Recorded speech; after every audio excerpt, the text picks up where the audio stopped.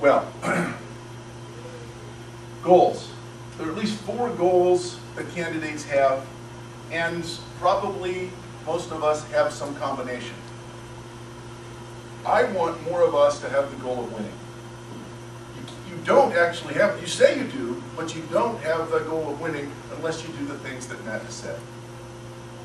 You can say, yes, I'm trying to win, but you're not doing the things that lead to winning unless in some measure you do that kind of organization. Now, I'm going to say, gosh, it was really hard. I was running for statewide office. But in some sense, we were trying to get that 2%, and we did.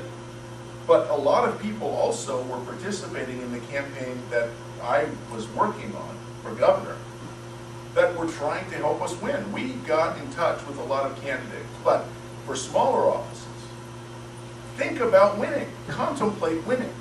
Try to work backwards from the result, win, to the set of things that you have to do in order to make that result happen, rather than conceding, well, it can't, so I'm not going to do those things. You may want to try to educate voters on principles. In fact, a lot of libertarians do this. This is really difficult. What could go wrong with this brilliant plan? I'm going to go out and confront voters with their hypocrisies. What could possibly go wrong with that? That's what voters want to hear. Now, maybe that'll work. It didn't work for me very much.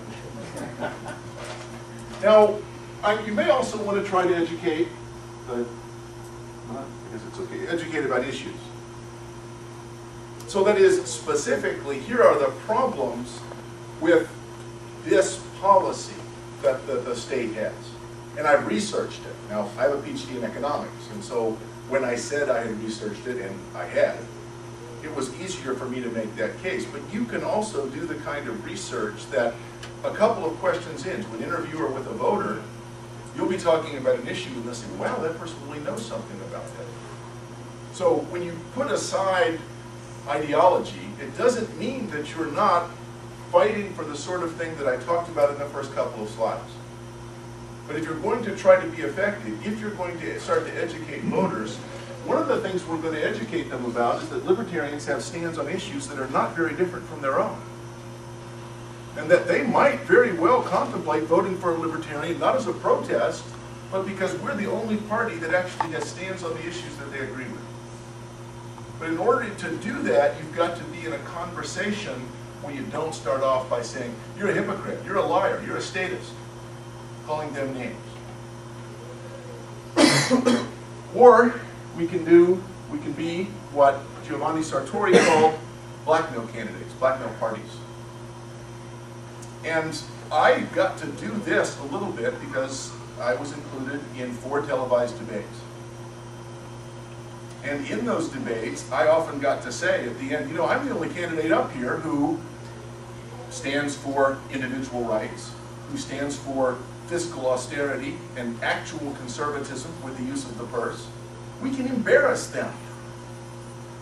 If we get to participate on an equal footing, and now we are on the ballot, we're a qualified party, we can embarrass the Democrats and the Republicans by reminding both voters and the partisans themselves how far they are from their own ideological base, how hypocritical the parties are. Confronting the parties with their hypocrisy is fine. Confronting voters with their hypocrisy is not so good. But reminding the Republicans that they claim that they're for small government, and look at this gigantic tsunami of government spending and deficits, and the Democrats that have departed from their claims that they support individual civil liberties. They don't. So confronting the parties with their hypocrisies, if you're given a forum, is very valuable.